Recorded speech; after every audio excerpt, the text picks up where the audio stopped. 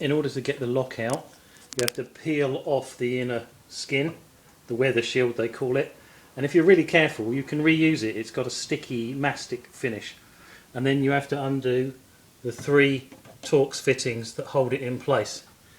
And then the easiest thing to do is to just get the lock assembly and turn it round like that.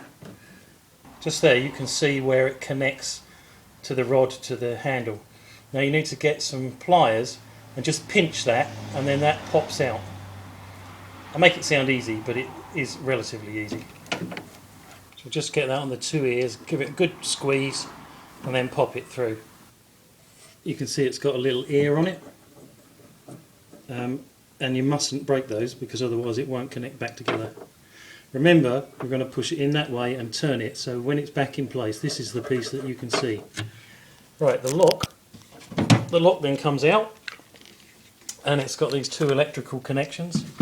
As long as you understand how they work, they're pretty easy. That pops down, press that one to pop it out,